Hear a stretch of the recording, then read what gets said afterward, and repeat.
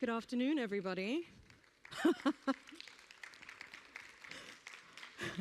That's how you can tell people are just coming back from lunch. It takes a second to register that somebody's saying good afternoon to you.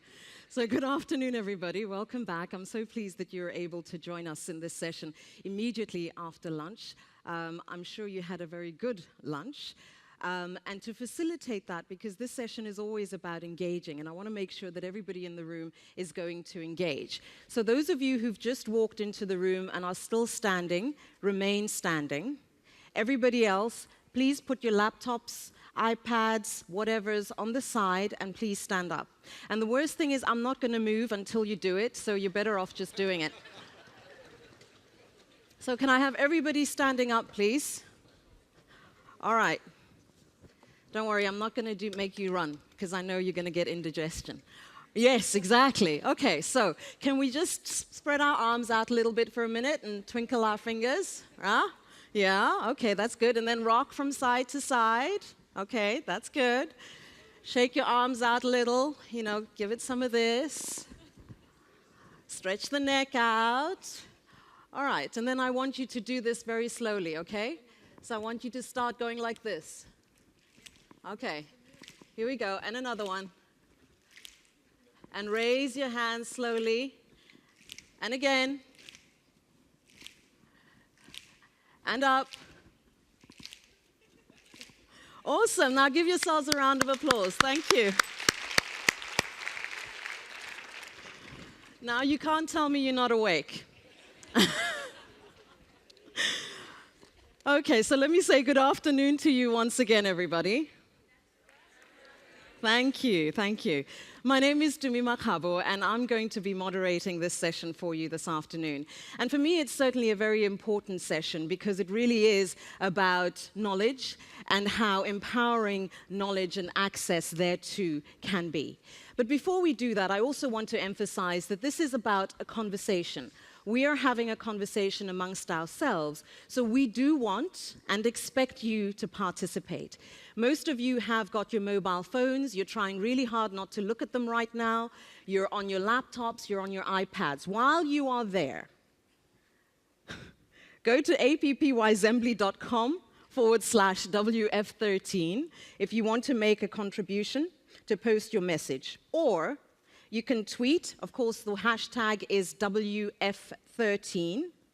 And if, like me, you still use a lot of SMS, don't tell my children, please dial +1 917 284 6005 to send us an SMS. And the reason is we really want to hear what you have to say.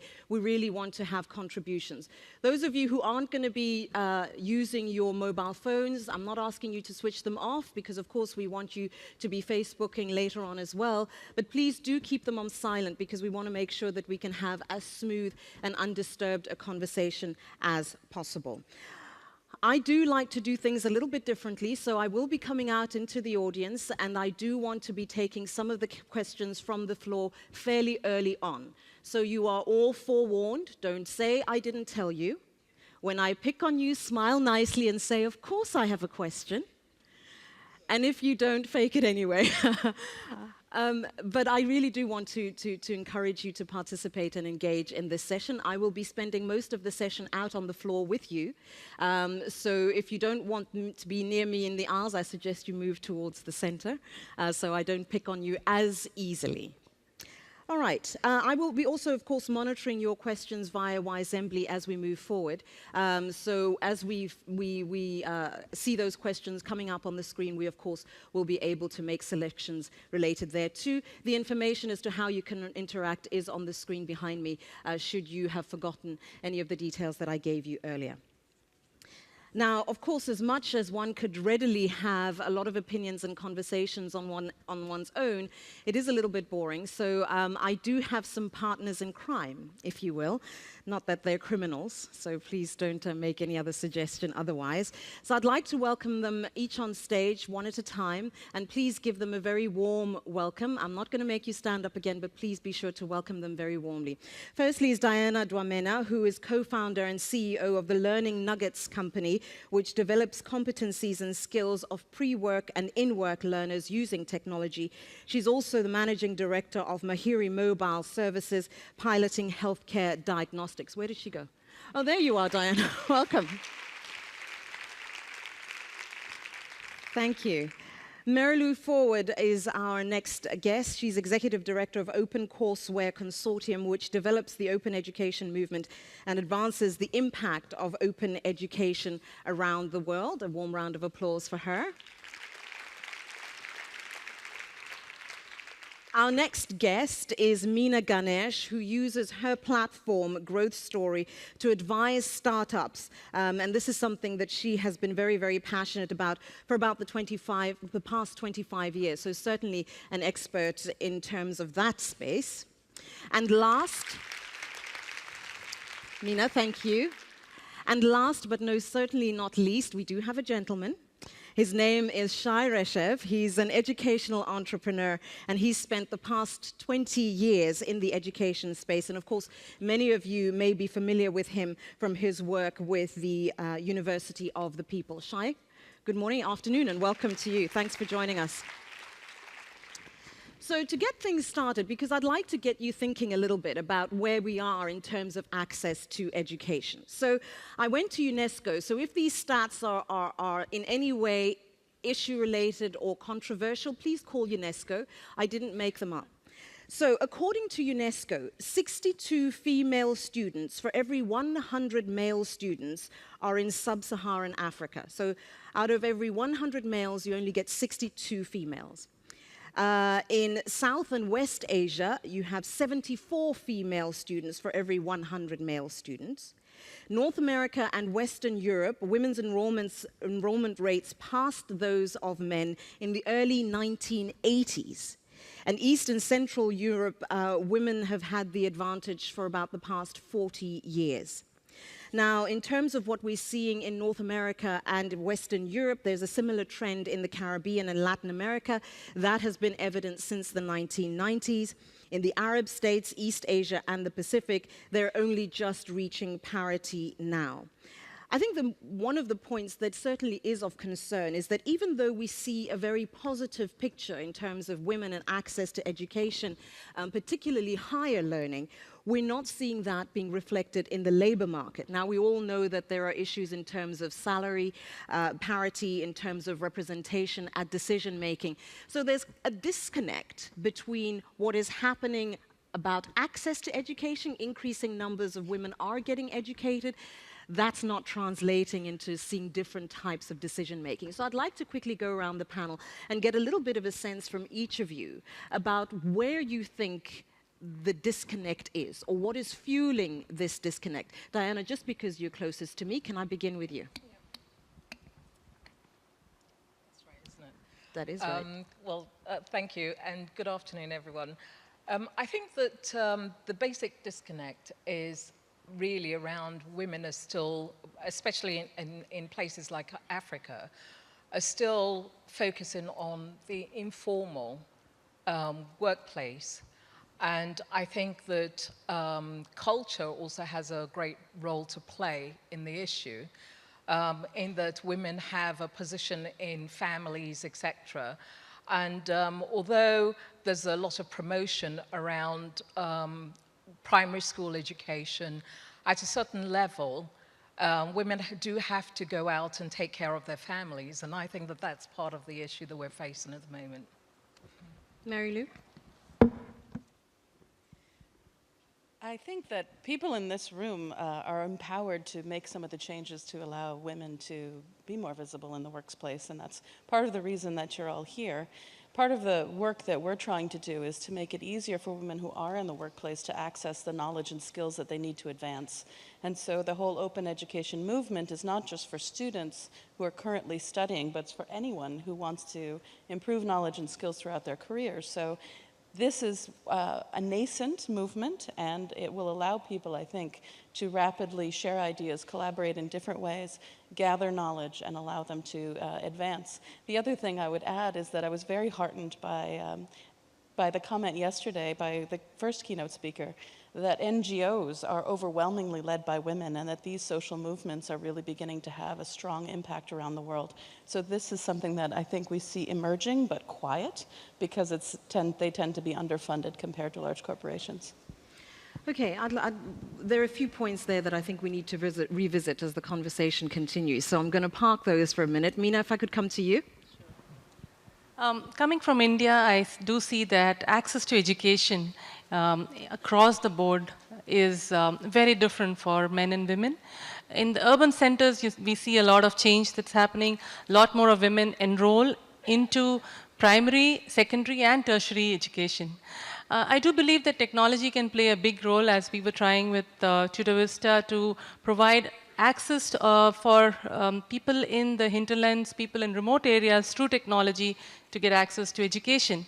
Now, having said that, even in the urban centers, I do believe that while there's a lot of movement from tertiary educational institutions into the workspace, like probably in any other country, by the time the women reach the middle levels, they start to attrite from the workspace because of all the other pressures, the family pressures, etc.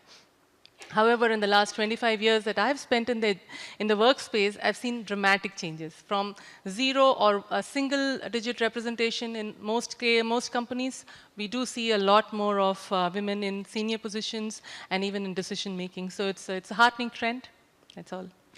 When you say in decision-making, what comparatively speaking, there's an assumption generally made that when you're talking about management, middle management, senior management, the numbers begin to atrophy after that. So by the time you get to board level, there's hardly anybody there. Is that the same trend you're seeing in India? Absolutely. Okay. There is there's hardly any representation in the boards in India. And off late, there's a small movement. But at least people are coming into the middle and to the senior level. So that's something which is a significant change. Okay. Shai? I totally agree with it. I think that culture plays a major issue. I think that technology is the way to bridge the gap. I know that in our case, only 20% of our students are female, women. And in sub-Saharan Africa, less than 10% of our students are women. But I do know that technology can help them bridge the gap, especially because those who are deprived from education, and I'm mainly talking about higher education for cultural reasons, can stay at home and still study, and then come out and help themselves and the society. But it's majorly a cultural issue. Yeah. Okay, so I'm going to make my way down the stairs. I'm not abandoning you.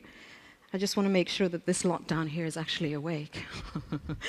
Okay, so if we're talking about the issue really being people having access. Shai, you said 10% of your students are women in sub-Saharan Africa, which is quite shocking, considering the fact that it should be more readily accessible because it is open. So before we break that down, Mary Lou, this was something that you mentioned, that oftentimes people assume that when you say open, it is free or there isn't a fee to be paid. Please, just for those of us who are not in the know, clarify the difference. Sure. Free is anything, obviously, that is available without cost. And there are a lot of free resources on the internet, for example, that anyone can access. So if you went to the Mayo Clinic, you could access a lot of medical information for free.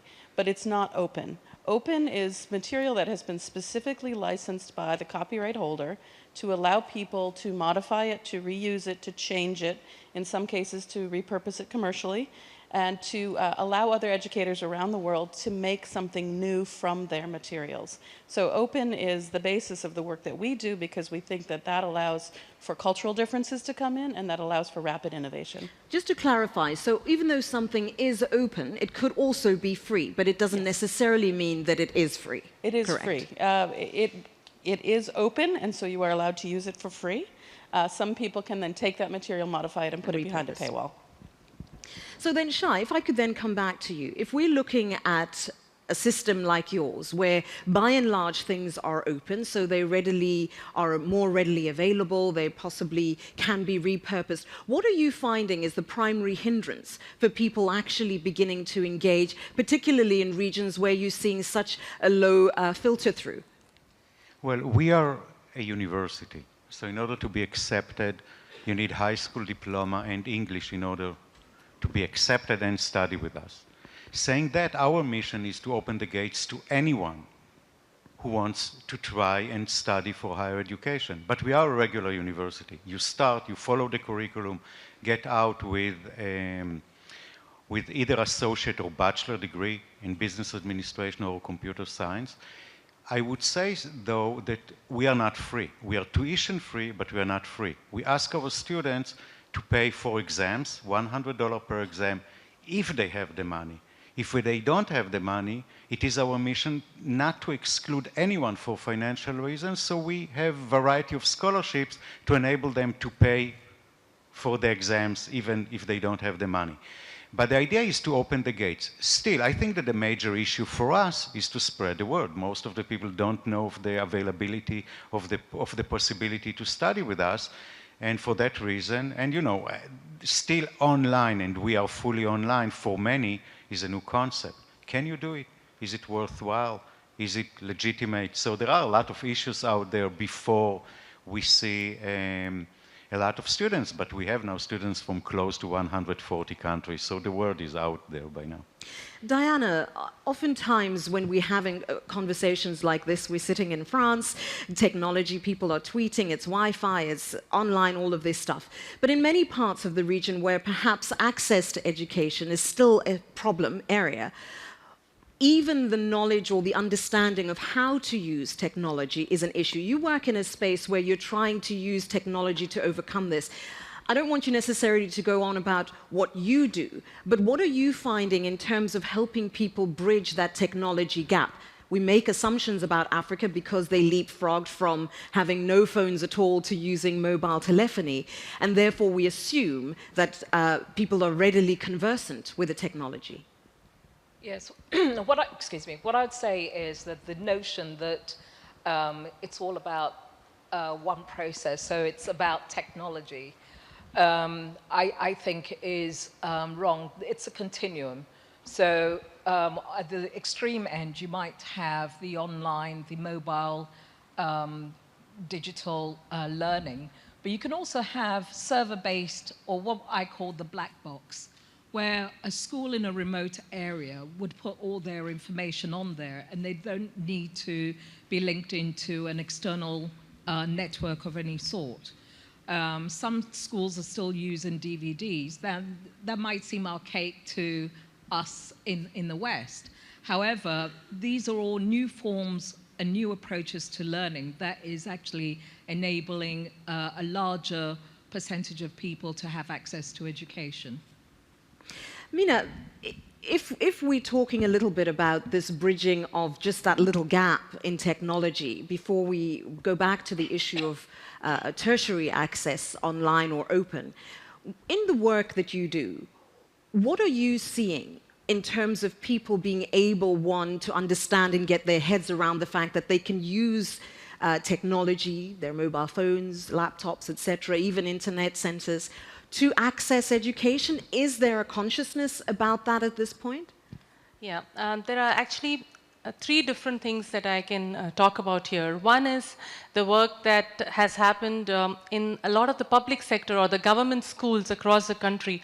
In tens of thousands of schools, we've gone and implemented digital classrooms for the teachers to use so that the content is highly standardized, it's of high quality. The teachers themselves are enabled to do a really good job of teaching that content. So that's one aspect where all you need to do is to make sure that the teachers know how to use the technology.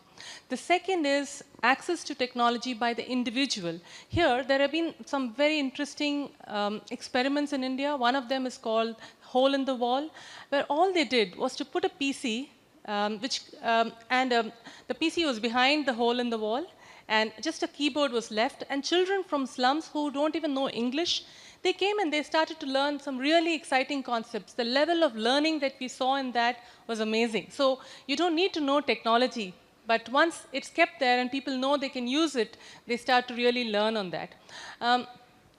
One of the changes that we saw in the schools, the government schools where those digital technology classrooms are kept, is not only that the learning outcome increase, but actually attendance and enrollment increased. So when parents saw that the children were actually learning something in school, they sent the children more often, they enrolled the children, more children got enrolled. The third aspect that I want to talk about is mobile. There's a huge proliferation of mobile technology in India, and mobile has become a whole new platform for learning. So there's a lot of expectation. There isn't a whole solution that has come up, but there's an expectation that that will be the new form for people to learn remotely. Okay, so if we recognize that there's already a gap in terms of what people are able or not able to access. Shai, granted, you do try to target who your product is available for because not everybody can get online. What about the question of how people learn? The example Meena has just given suggests that it's easier for people to learn when they're interacting, when they're physically engaged, when they're surrounded by others who are doing similar things. That doesn't apply for everybody. But how does your model, for example, sit with a more traditional type of learning environment, not necessarily not using technology, but where people are in a collective space, versus something where we're looking at people being quite isolated in terms of their learning space and learning process? Well, I think that I would start by stating that we have survivors of the genocide in Rwanda, of the earthquake in Haiti, of the tsunami in Indonesia, people who have nothing whatsoever. For these people, we are the alternative to no other alternative. With this comparison, we are a great alternative, right? But saying that, I think that what we're doing is very, very effective, because the way we teach, and we teach obviously online, in small virtual classroom, where students interact with each other. It's peer-to-peer learning, and to a large extent, we take the new culture of social networking, where people share, teach, and learn from each other, and bring it online to our virtual classroom. So the way they study is every week, they read the material of the week, they read the lecture notes of the week, and they find a discussion question of the week, the 20 to 30 students in each classroom, and they start discussing the topic between themselves. It's very interactive, very satisfying. Always, everything is being done under the supervision of instructor that can help them. So it works very well. It's very effective. We measure very closely the learning outcome. Just one more sentence, it is true that it's not necessarily good for everyone. Some people find it hard. It's much harder than sitting in a classroom and listen like you do right now to a lecture. It's much harder, but much more interactive and much more satisfying. I wasn't saying you need to stop talking. I just wanted to say that there's a question that's just come up on Wisembly, which I think speaks exactly to this issue, and I'd like to hear everybody else's thoughts on this. The recognition by employers of skills that are derived via online learning. This is a huge issue. In the little bit of reading that I have done in preparation for this session, this seems to be the thing, that everybody's saying, but how certain are we that somebody who has done this process or done this course is actually able to deliver from a skills perspective at the level that we need them to deliver? I think it's building right now. We, in our case, we have an agreement with HP that they welcome to accept our graduates. Actually, we just reached a partnership with Microsoft where they select the top 1,000 candidates in Africa, pay them to study with us, give them internship, mentorship, access to Microsoft courses, and eventually job opportunities. So actually Microsoft see our graduates as their next top leaders of Africa. But it's a growing phenomenon. I think that it's part on us, not only us, I mean the University of the People, but the online universities to prove that they are as good as other employees. Well, it takes time, but I think that they are not inferior to others. But are we not really looking at a situation where if you take a Microsoft or you take a Google or any of these tech companies, because the space in which you work is technology driven, it's a lot easier for them to sort of make that jump. But if somebody is teaching psychology, for argument's sake, you know, how are you certain that this is actually going to translate? And I know you and I could have this conversation for 10 minutes, so I'm going to move over to Mary Lou. I'd like you to answer that question. Sure. I think that what open education offers is the opportunity to develop new models. So it's not just replicating what education is as currently offered by institutions online. The opportunities are that people can learn online and do internships, that they could be supervised by perhaps non-academics to get that type of credentialing, that there's a lot of interesting movements coming out around assessment. One of them is called digital badges. And the interesting thing about a digital badge is that it links to your e-portfolio. So once you get a digital badge saying that you have this particular skill, you can click on it and the evidence is right there. So if you take that to an employer, it's not, trust me, I have a degree from MIT. It's click on this and see what I've done. And so it's immediate and it's very strongly evidence-based. This is something that's just started in the last 2 years. So it is building, as Shai said. Meena? I think that this actually speaks to the whole virtual workforce that's coming up, whether you take ELANS or Odesk or any other vertical employment sites, if you may call it that, that this, if it's possible for the open curricula to link into these open virtual virtual workspaces and embed a lot of these experiences so that the digital badges can actually be created or could be earned because of real work that people have done for real people. So then at the end of the whole learning experience, you not only come out with the skills, but you have enough of real world experiences that you can share on that. Diana, I know that in the space that you work, it's not just about in-work people, but it's also pre-work. It speaks to the question, and the question is up there on the screen, will open source learning narrow the learning gap and distinguish skills from credentials? And we're all talking about skills now. That's really the issue at hand. How are you finding that you can use some of this technology to bridge that gap in terms of making sure that the people are equipped to do the work when they're done? Okay. I think for us, one of the key things that we focus on is the process of learning. So it's not just about providing online education, it's about how that interprets into your work skills. So one of the programs we have at the moment, actually it's focused around women in leadership, uses face-to-face learning in a classroom-based environment. It uses online learning, in-work practical activities, and then support through a network where individuals are both mentors and mentees, and they have the opportunity to also gain experiences from industry leaders. So we have industry leaders who are participating in the program. I think what's important is that the learning that takes place online needs to translate, especially in places like Africa, to certification and qualification. So we've also started discussions with the necessary authorities to make sure there's that recognition, because without that, I think there will be a problem in acceptance. Is this something that is being done in isolation? I mean, you talk about with the relevant authorities. Certainly in many parts of the world, you're going to have governments looking at you going, you want us to do what? That's great if you're in the US, where sort of the thinking about education is a little different. But in many parts of the continent, I can imagine people are going to look at you and say, okay, you clearly had nothing to do on a Saturday afternoon, so you thought you'd come talk to us.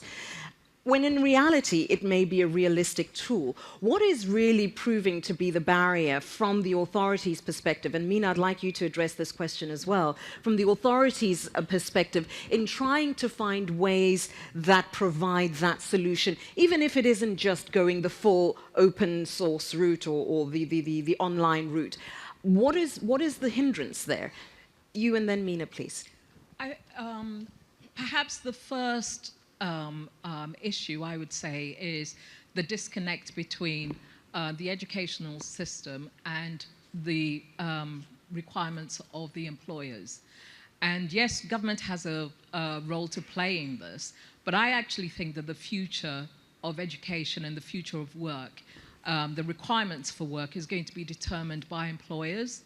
And so the governments need to actually work together with employers to determine the skills that are required and also what kind of certification they need. Yeah, but Diana, we know they need to. The issue is that by and large they're not. What is it that we're doing perhaps to try to avoid that or to break that barrier? And then I'd like to come to Meena. Shai, hold on for me. Hold on for me, Meena. I think if I look at what's been happening in India, that education and employment actually have been two different tracks. You get educated because you get a certificate or you get a degree, and that gives you status. But you know what? Actually, there's a big gap. When you come to pick up a job, you don't know what you're supposed to do. The gap is huge. Now, there's a lot of pressure that's coming from the employers into the government and into the regulators that this needs to change. It doesn't make any sense. So the pressure from the employers is what needs to play a lot into making this change. And we are seeing that starting to impact some of the more premier institutions in India. There's another big problem in India, which is relating to vocational training. None of the training that goes on in the tertiary institutions prepare people for vocational skills. It's all more intellectual learning, which frankly has got nothing to do with the kind of the blue-collar work that needs to happen in the country. So there's another big gap on vocational training that also the government is now recognizing and starting to change. Shai? I think that governments don't want change. Governments are conservative. Governments stick to what they have. They're afraid of any change. Moreover, when you look at traditional universities, there is a lot of national pride. Oh, we have the best universities. We want to build more universities. But the fact is that we can't really, and no government can cope with the changes that occur. First, if you look at developing countries, at developed countries, and you look at the US, the price of higher education goes so high that a lot of people cannot afford it. When you go to developing countries, they cannot afford opening as much university as needed. Let me give you one fact. UNESCO stated that in 2025, close to 100 million people will be deprived from higher education. So again, if we assume the growth of the population will stay as it is right now, the opening of new universities will continue as they are right now. In 2025, 100 million students worldwide would be deprived from higher education. The only way to bridge this gap is through online universities.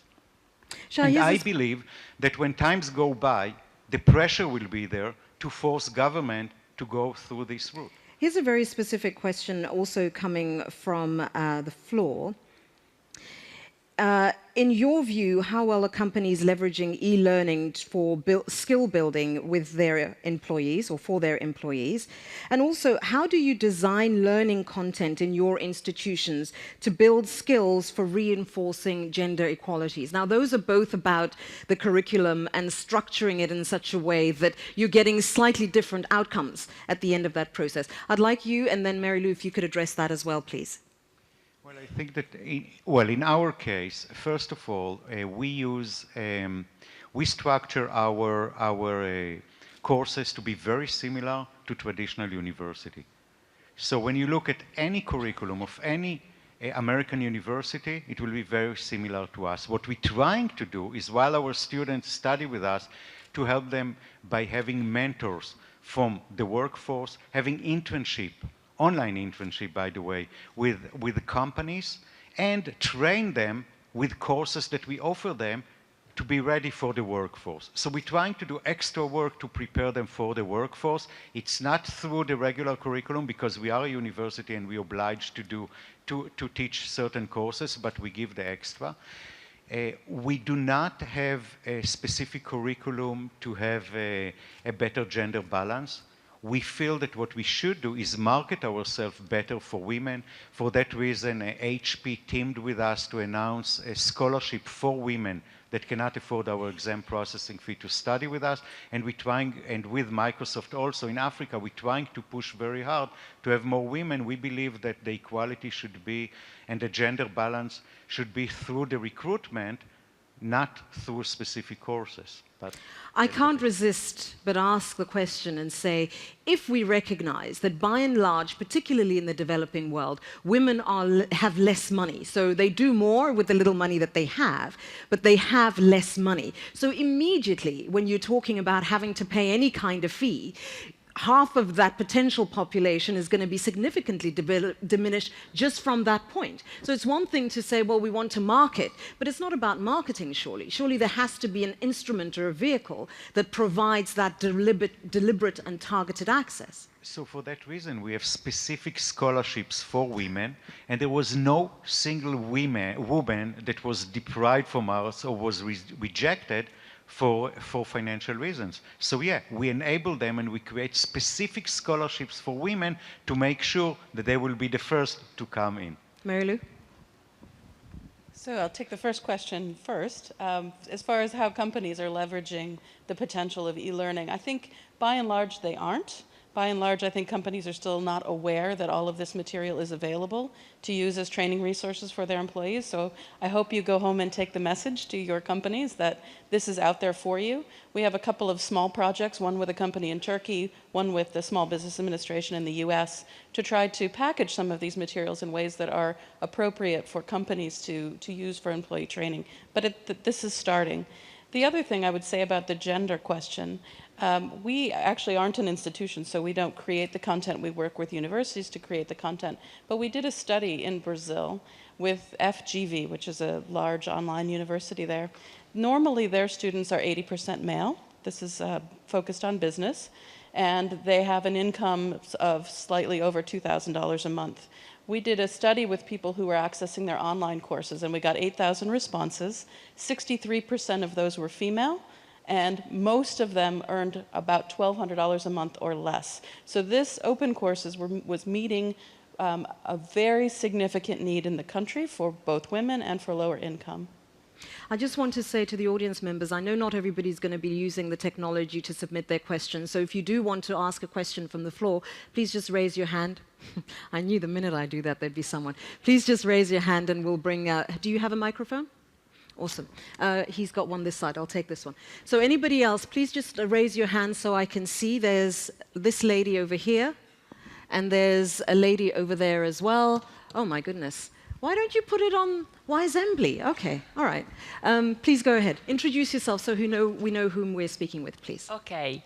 I'm Fiorella Passoni. I come from Italy, and I manage a communication company for Italy, Spain, and part of France. And I'm lucky enough to sit in the global talent subcommittee of my company.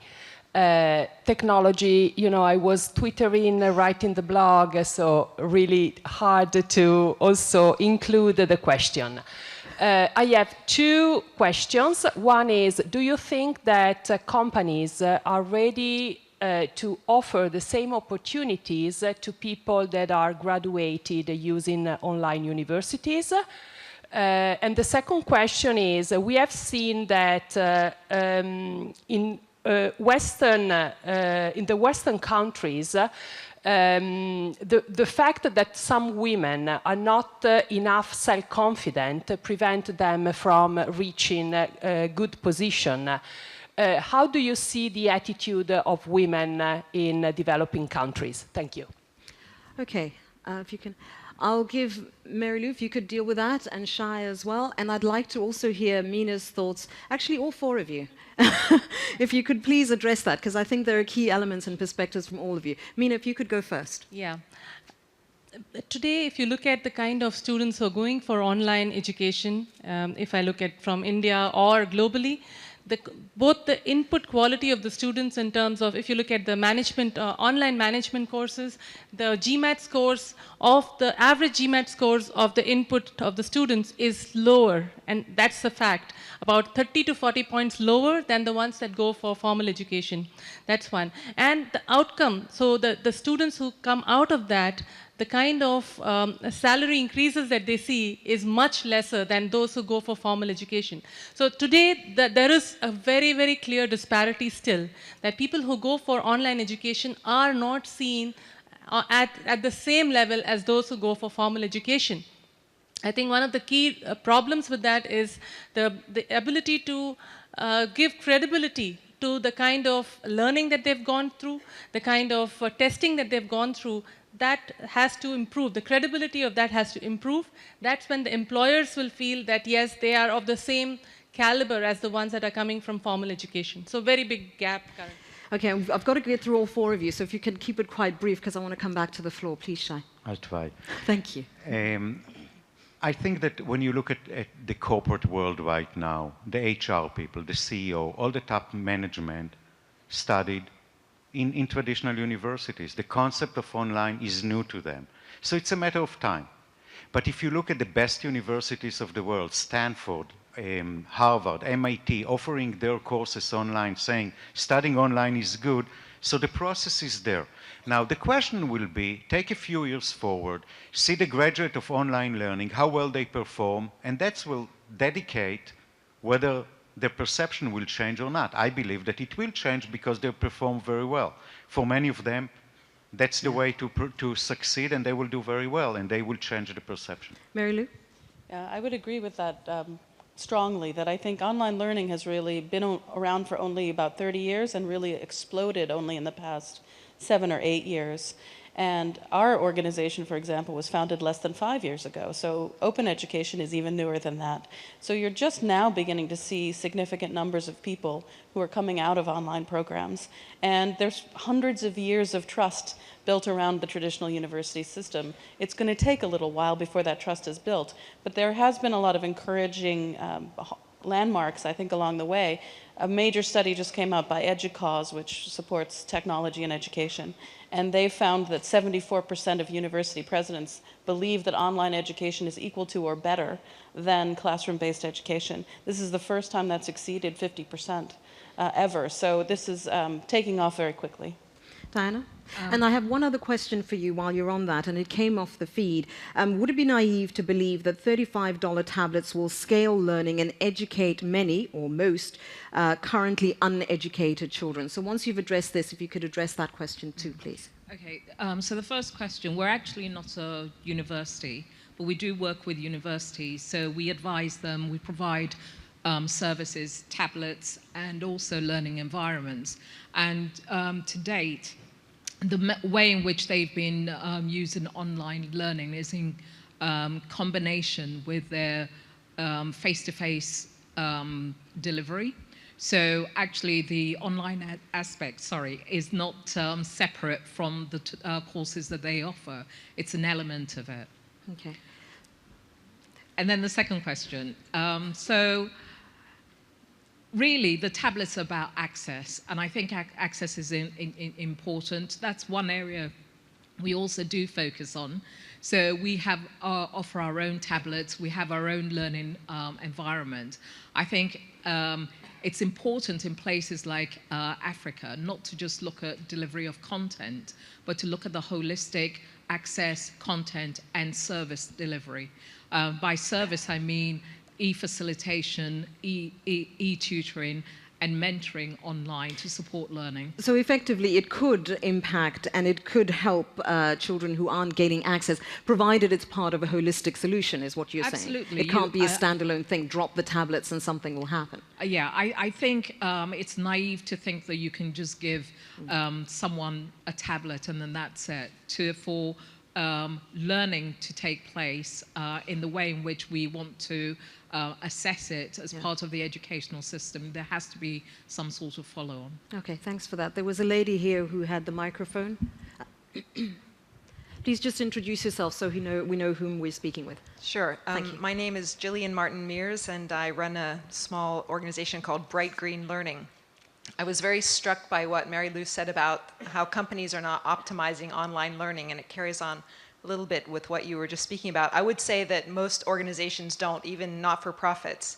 And because it's been around for a little while, I think most learners have had experiences in the past with the early online learning, which was very clunky and still very much like taking a university course and just kind of pushing it out there.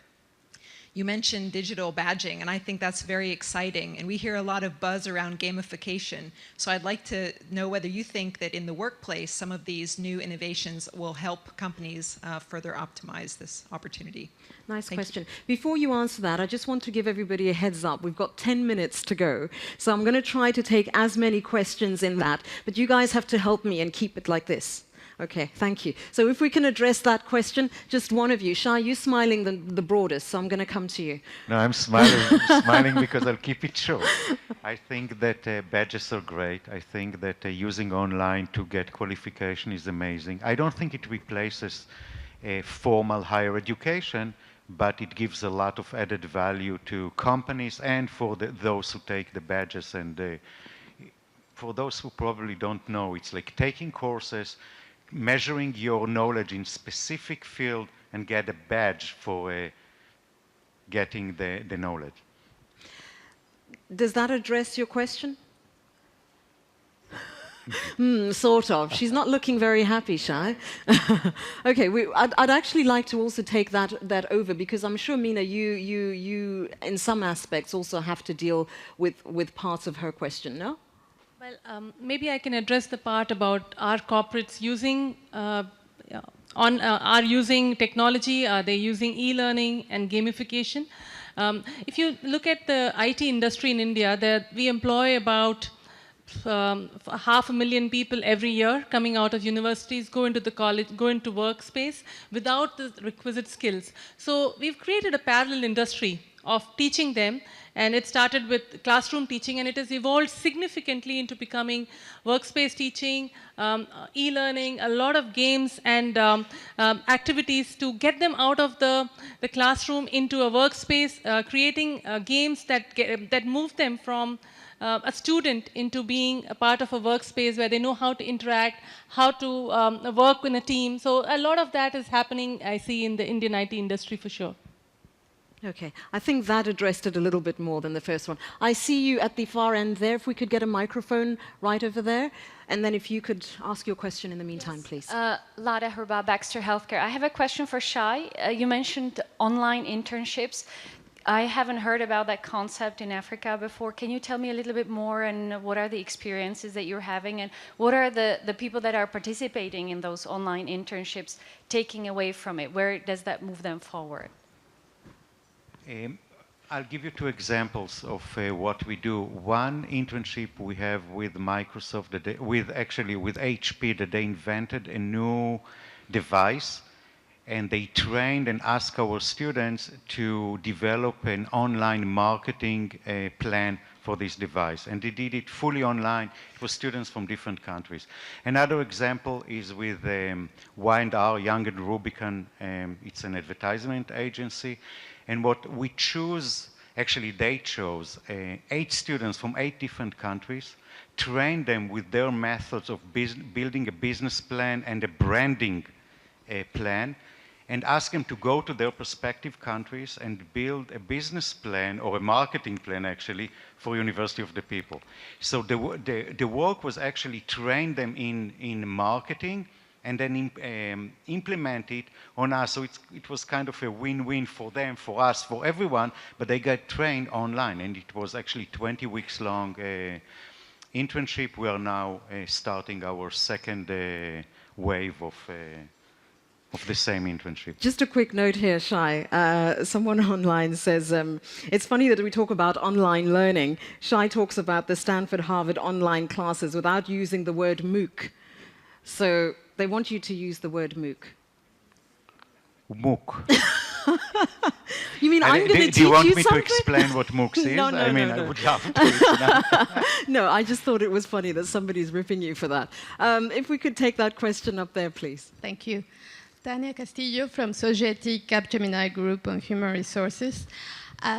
On a personal initiative, I started working with an association of Mexican Indian communities building an alternative educational project.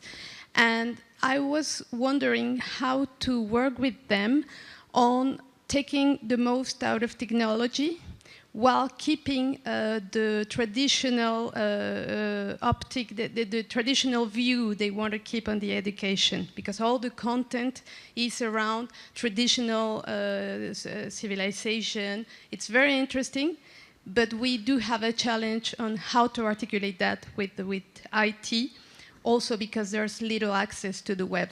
in the places where they live. Thank you for your ideas. Diana, I know a lot of the work that you do has to do with trying to take traditional information and learning tools, i.e. books, and optimizing them for digital use. Could you perhaps address that question? We do need you to use the microphone, though. Thank you. Earlier on, I mentioned that when we talk about online or digital learning, we tend to go to the extremes. So, for example, we're working on audiobooks, the Africa series. So, in Ghana, where I originate from, we have the Anansi stories and the Ghanaian folklore. And what we're doing is actually converting those to audiobooks as well as having the physical books. So the question is, you know, how digital do you want to go? It doesn't all have to be online. Here's an interesting question. And I think it really becomes quite pertinent, because if one recognizes that we're human beings and interaction with each other is important, these tools primarily try to facilitate in spaces where people don't have access. But there's one important role player in all of this, and that is the teacher. And one of the questions is, how does the role of the teacher change in the context of online or open? And perhaps if I could have you address that, Shai, and Mary Lou, I'd like to hear from you as well on that. Yeah, I think it makes a big difference. I think that the teacher, well, it depends. I mean, if we using the MOOCs, and here I use now the MOOCs, where you have a class of tens or hundreds of thousands of students in one classroom, well, he's a lecturer. Probably a great lecturer, but he's a lecturer, and that's basically his role. In our course, or I would say in the most of the online classes where there is a limited number of students in a class, it's more like a facilitator of a discussion. He's a moderator. He's not really teaching. In our class, it's peer-to-peer learning. They study with each other, and the instructor is there to moderate the discussion, to facilitate it, and to be involved actually only on those cases where students don't understand something, ask questions, when they have a mistake, or where she feels that they need to redirect the discussion. So it's a different role for the instructor. One of the things that one cannot help but wonder is when we're talking about softer skills and how one ensures that those are learnt just as well and as readily as something that may be a little bit more technical. I'd like you to address that, please, Diana, because in the process of trying to transform or translate information for use on mobile, obviously there are elements that get left out, get cut out, get reconfigured in order to make the online to facilitate online. What happens to the softer skill that comes through the learning process? Where does that fit in? How does online accommodate that? I actually think online does facilitate softer skills learning. I've been doing research, academic research on using e-learning within organizational learning.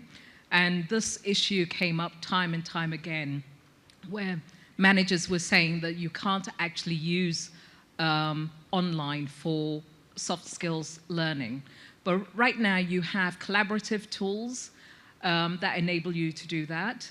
You have the social media tools that enable you to do that. So I think that it's not an either-or situation. You can actually incorporate softer skills training. I saw a couple of hands more from the floor. Have you changed your mind? I just want to make sure I'm not missing anyone. Okay, there is Theo here, and then there is a lady at the back as well, if we could make sure we get a microphone. I'll keep it very short. I was just interested in how you were dealing with the other elements of education. We've spoken a lot about educational outcomes which help young people find jobs, employment, etc. But the other aspects of education, like critical thinking, social interaction, I'm sure you've all had lots of ideas about that. Okay, let me take the other question as well, actually, and then we can have you guys address. That gives you a minute to think, so think fast. Okay, go ahead. Yes, you, please. Okay. Thank you very much. My name is Petrona Lazanudin. I am managing a small creativity company. And as we discussed about soft skills and online, I was wondering if you can imagine to have a creativity class online and how you would like to see it. So I have a question. If you were to try to organize something like that, in your mind, how, as a creative person, how would that look? I would show them different techniques and method applied, and I would call people to do the same on their own, and then maybe publish their work. Okay. I'd like to understand myself, and I totally agree with you. I'd like to understand how one does that when you're talking about things that are a lot more tactile. How do you extend that if you're using a lot of online? I mean, it's a great thing to have collaboration, but you still don't have that physical touch. Mary Lou. Sure, I'd love to give an example from Peer-to-Peer University, which is an entirely peer-based lifelong learning platform. What they have is a 3D printing course. And they don't meet together and they don't press the print button so they can't see their outcome. They have a series of challenges. So they ask people to go through and accomplish these challenges, post photos, make critiques, have friends comment on it, for example, put it out there in social media and get reactions. And then they also use a virtual simulator to run the print to see if it works. MIT actually just ran a creativity course. I think their media lab is running it again to try to get people to brainstorm and think creatively online. The last example I'd like to give is actually from China. They have a great online portal through an internet service provider where they put a lot of video lectures out there. And then spontaneously, learners started to tweet, to use the Weibo, to comment on the lectures that they were seeing online. And they would get these spontaneous groups of 3,000 people who would tweet about concepts that they saw in the lecture and how it could apply to other areas. And that lasted for about 2 weeks, and then it went away. So if you think about that as a flock of birds kind of coming together for a short period of time and then dispersing and going on to something else, this is really exciting and I think creative ways to think about education. We had a question here from Theo. If I could have you address that, please, Diana. She was asking about other aspects of learning and looking at how online can facilitate that process as well. Is that accurate? Yeah. So when you mention other aspects, what specifically you, sorry, could you clarify? Can we give Theo back the microphone right here, please? When you look at UNESCO, they talk about 360-degree education. So there are technical skills, but there are also social skills. There are elements like critical thinking, there's social interaction, citizenship, a whole range. So it was just about how do you address some of those issues? Okay. We've already mentioned gamification, scenario building within using tools for scenario building within online learning.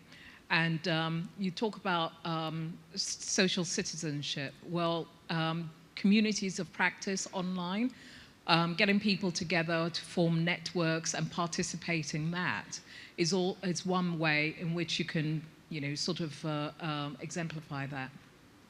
Okay, here's one that I really need the answer to this question because it's pertinent to me. What about parenting MOOCs? And I'm assuming everybody in the room knows what a MOOC is, right? Okay, you don't. So we've been talking about MOOCs and you don't know what they are? I'm sorry. Okay, MOOCs are massive open online courses. It's just an acronym for a whole bunch of people learning at the same time. So what about those parenting MOOCs then? Shai, I'm looking at you. In what perspective? Well, MOOCs for parenting. So you have a MOOC that helps people parent better. I think, well, the MOOCs is a new development, which I think is an amazing development because it's basically the best professors of the world record their courses and spread it for the entire world. It's a great thing. It spread the knowledge. It's open to, well, it's free for everyone to use around the world, and a lot of people enjoy it. We should remember one thing, that the percentage of people who graduate from the MOOC courses is very, very small, 5, sometimes 10%, because it requires self-discipline. And a lot of people do it both because they enjoy it and because it's an enrichment, but it's not really a core thing for their success. It's hard to do, and since it's not part of a full curriculum, many of them drop in the middle. Still, the fact that the knowledge is out there for people to use, I think, is a great thing. It's not enough by itself. It's just at the beginning. More need to happen, but it's a new development, which is so good. You and I can talk about how we develop a MOOC for parenting, right? So we can do better about collective. It's a need. I mean, sure. He's not convinced. Okay. I'm convinced. I'm convinced. Yes, Meena. Something on that. The MOOC started by either a university or a private company setting up a MOOC. What's also happening is there's an open edX which is getting created, which is a platform for people to create their own courses. So it's not a university. So that's where the parenting course is going to come. It's done. Consider it a done deal. All right. Shai, Meena, Mary Lou, Diana, to each of you, thank you so, so very much. I think a great round of applause is in order for our panel. Thank you, thank you. We really, really do appreciate your insights. And thank you for being so willing to let me shake you around a little bit. It's been a true pleasure to spend this past hour with you. My name is Tumi Makgabo, and I look forward to the pleasure of your company again soon. Thank you.